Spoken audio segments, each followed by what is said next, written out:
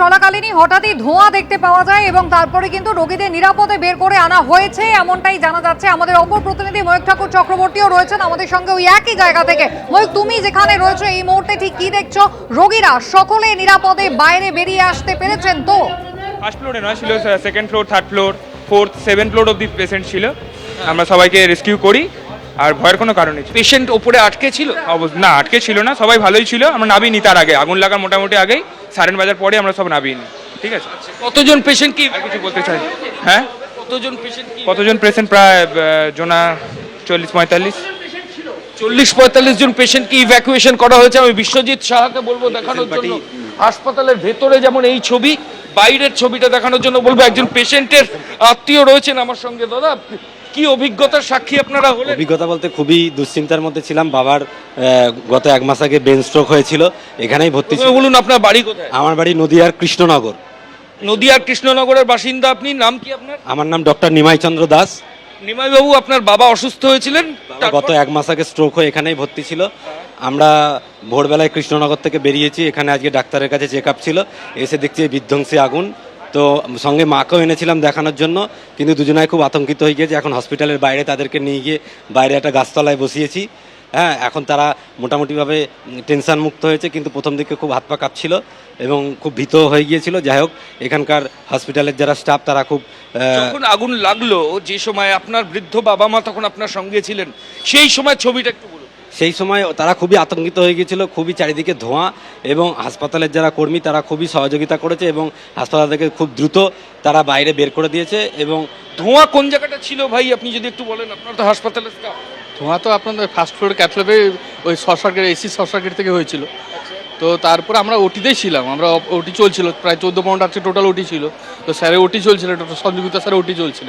তো আমরা ওটিটা জাস্ট 6খানা ওটি হচ্ছে কমপ্লিট হয়ে গেছে, তখনই আমরা বুঝতে পারি যে নিচে আগুন লেগেছে। তারপরে আমরা পেশেন্টকে তাড়াতাড়ি শিফট করি, সব পেশেন্টকে আলাদা, আমাদের সিকেএল আছে, হসপিটাল আছে আনন্দলোকে, তো ওখানে আমরা শিফট করি।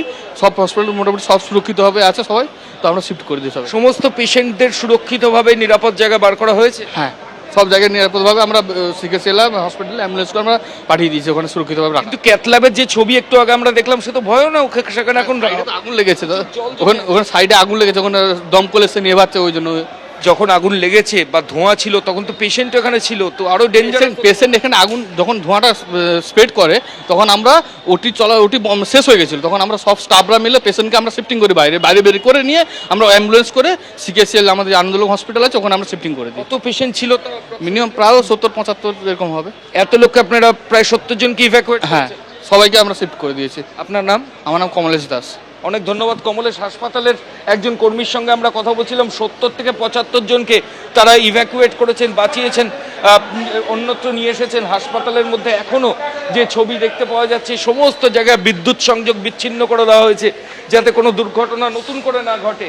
এবং আমি আরেকটা ছবি দেখাবো, যে প্রচুর আত্মীয়, রোগীর আত্মীয়, তাদের মধ্যে একটা উদ্বেগের ছবি সর্বত্র দেখা গেছে। ফার্স্ট ফ্লোরের যে ক্যাথল্যাব, সেই ক্যাথল্যাব সংলগ্ন যে জায়গা, সেখানে দমকল আধিকারিকের সঙ্গে কিছুক্ষণ আগে আমাদের কথা হয়েছে।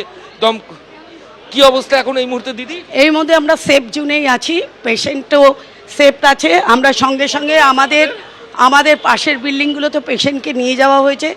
যেখানটা হয়েছে সেখানটা শর্ট সার্কিট হয়েছে, সঙ্গে সঙ্গে দমকল বাহিনীও এসে গেছে এবং আমাদের স্টাফরাও সবাই মিলে, কারোর কিচ্ছু হয়নি, শুধু কাঁচ ফাঁচগুলো ভেঙে হাওয়াটাকে বের করা হয়েছে। পেশেন্ট কতজন আটকে ছিল 80 জন মতন ছিল। আমরা আমাদের অন্য বিল্ডিংয়ে ট্রান্সফার করি, পাশেই 2টো বিল্ডিং আছে। এরকম পেশেন্ট ভর্তি হাসপাতালে এই ঘটনা কতটা হয়নি, এই প্রথম হলো। আজ 40 বছরের মধ্যে এই প্রথম আমাদের এই ঘটনা। আমাদের সমস্ত ব্যবস্থা আছে, যার জন্যই তো এত তাড়াতাড়ি নিভে গেল। আপনার পরিচয়টা একটু জানতে পারি? আমার নাম ডলি রায়, আমি এখানকার স্টাফ, আনন্দলোকের স্টাফ। অনেক ধন্যবাদ। হাসপাতালের একজন কর্মীর সঙ্গে আমরা কথা বলছিলাম। এই পিছনে এনডিটিভির অফিস, ন্যাশনাল ডেয়ারি বোর্ডের অফিস। তো আমরা যখন এখানে ছিলাম, প্রথমে সকালবেলা টিফিন করতে এসেছিলাম, তখনই আগুনটা শুরু হয়। তো দমকলের একটা ইঞ্জিনে আসার পরেই তখন এনডিটিভির যে অফিস, ওখান থেকে আরেকটা দমকল ওই পিছন থেকে ঢুকিয়ে ওই পাশ থেকে আগুনটা বন্ধ করার চেষ্টা হয়। আপনারা যদি কাইন্ডলি একবার এনডিটিভির, আমরা দেখেছি ওই দিক থেকে ধোঁয়া, ওদিকে ধোঁয়া ছিল, এবং ওদিক থেকে যে একটা গাড়ি এবং এনডিটিভি যে অফিসাররা ছিলেন, তারা এই দমকল। কোন অফিস বলছেন? এনডিটিভি, ন্যাশনাল ডেয়ারি বোর্ড, এই বিল্ডিং এর পিছনেরটাই ন্যাশনাল ডেয়ারি বোর্ডের অফিস। এবং এর পিছন দিকেই আগুনটা প্রথম দেখা যায়। তো যে অফিসাররা ছিলেন, একটা দমকলের গাড়ি ওখান থেকে আমরা ঢুকিয়েছি এবং অফিসাররা ছিলেন, তারা যথেষ্ট হেল্প করেছেন। আপনি এখনও পিছনে কভারেজ দেখতে পারবেন, ওনারা এখনও হেল্প করছেন। এবং মিউনিসিপ্যালিটি আমাদের যে গাড়ি আছে সেই গাড়ির জলও ঢুকছে।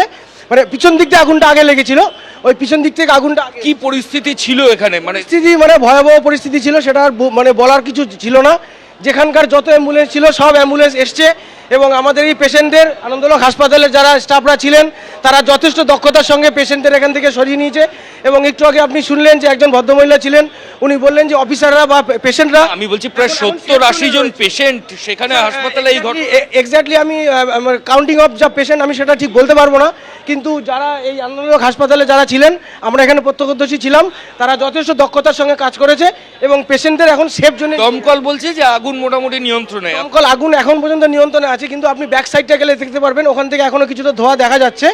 ওই ধোঁয়াটা বন্ধ করার চেষ্টা করছে এবং দমকলেরও যথেষ্ট দক্ষতার সঙ্গে কাজ করছে। আপনার ভাই পরিচয়টা একটু বলুন। আমার নাম সুদীপ সরকার, আমি সিভিল কন্ট্রাক্টর, আমি এই এনটিডিপি বোর্ডের একটা কাজ করছি। Thank you. আমরা স্থানীয় একাধিক লোকের সঙ্গে কথা বলছিলাম এই মুহূর্তে হাসপাতালের সামনে। একটা ছবি আমরা যে ঠিক পেছনে ন্যাশনাল ডেয়ারি বোর্ড যেটা ওই ব্যক্তি দাবি করছিলেন, সেখান থেকে কি অবস্থা এই মুহূর্তে, এখনো ধোঁয়া দেখতে পাওয়া যাচ্ছে হাসপাতালে, এমন দাবি করা হচ্ছে। আমি বিশ্বজিৎ সাহা, আমাদের ক্যামেরা পার্সন, সরাসরি বলবো করুণাময়ীর সামনে আনন্দলোক হাসপাতাল। দেখো সামনের গ্লোসাইন বোর্ড সেটা সম্পূর্ণ ভাঙা, হাসপাতালের অধিকাংশ কাঁচ সেগুলো ভেঙে দেওয়া হয়েছে। বিশ্বজিৎকে বলবো দেখানোর জন্য এই যে ন্যাশনাল ডেয়ারি বোর্ডের যে অফিস, সেখান থেকে এখনো কিন্তু ধোঁয়া মাঝে মধ্যেই দেখতে পাওয়া যাচ্ছে। পরিস্থিতি স্বাভাবিক করার চেষ্টা করা হচ্ছে। হাসপাতালের মধ্যে যে অক্সিজেন সিলিন্ডারগুলো ছিল সেই অক্সিজেন সিলিন্ডার রাস্তার উপর একের পর এক অক্সিজেন সিলিন্ডার পড়ে রয়েছে যাতে কোনো বিপজ্জনক পরিস্থিতি না হয়। এইভাবেই আমরা এই অটো স্ট্যান্ড, করুণাময়ী অটো স্ট্যান্ড, সেখানে এই ছবি দেখতে পাচ্ছি। এবং পেছনের আনন্দলোক হাসপাতালের যে পোর্শন, এখানে দেখো দমকলের ইঞ্জিনও দেখতে পাওয়া যাচ্ছে। এখানেই ন্যাশনাল ডেয়ারি বোর্ডের অফিস, এখান থেকে কিন্তু দমকল কর্মীরা আপ্রাণ চেষ্টা করে পরিস্থিতি এখন নিয়ন্ত্রণে এনেছেন। অর্থাৎ আধ ঘন্টা আগেও এখানে যে ছবি ছিল এখন ছবিটা পাল্টেছে, তবে এখনও সেই বিধ্বংসী আগুন আনন্দলোকের তার বিভিন্ন জায়গায় তারই ছবি। সেই হাসপাতালের স্বাভাবিক করার যে পরিস্থিতি হাসপাতাল কর্মীরা করেছেন।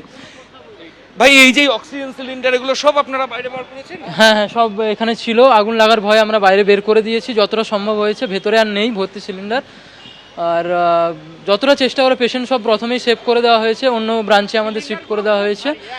আর সিলিন্ডারগুলো খুব কষ্ট হয়েছে বার করতে পেশেন্ট। হ্যাঁ, বলুন কি বলছেন? বলে ওই সিলিন্ডারগুলো আগে তো আমরা মাথায় ছিল যে আগে ওগুলো সারাতে হবে, যদি না ওগুলো সারায়, যদি বাই চান্স কোনোভাবে ওতে লেগে যেত তাহলে কিন্তু আমাদের হসপিটাল বাঁচানো মুশকিল হয়ে যেত। এইটুকু আমরা যেটুকু জেনেছি। তো আমরা সবাই মিলে আশেপাশে যারা আমাদের এই দোকানদাররা আছে, দোকানদাররা মিলে সবাই হেল্প করেছে। আমরা সবাই মিলে এই কাজগুলো আমাদের বিপদ থেকে কিন্তু রক্ষা পাওয়া গেল। যেভাবে সল্টলেকের আনন্দলোক হাসপাতালে দোতলায় আগুন লেগে যায়, একেবারে ক্যাথল্যাব থেকে ধোঁয়া বেরোতে দেখা যায়, অত্যন্ত দ্রুততার সঙ্গে কিন্তু বের করে আনা সম্ভব হয়েছে। অন্তত 70 থেকে 80 জন রোগীকে পার্শ্ববর্তী যে বিল্ডিং রয়েছে সেখানে নিরাপদে তাদের স্থানান্তর করা সম্ভব হয়েছে।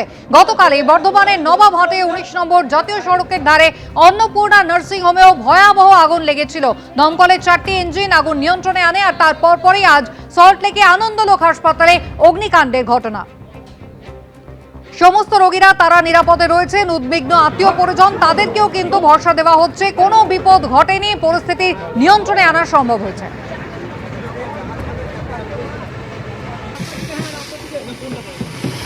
বর্ধমানের নবাবহাটের 19 নম্বর জাতীয় সড়কের ধারে অন্নপূর্ণা নার্সিং হোমের ছবি দেখলেন। গতকাল সেখানে আগুন লেগেছিল আর তারপর আজ সল্টলেকের আনন্দলোক হাসপাতাল, সেখানে ক্যাথল্যাবে আগুন লাগার ঘটনা ঘটে।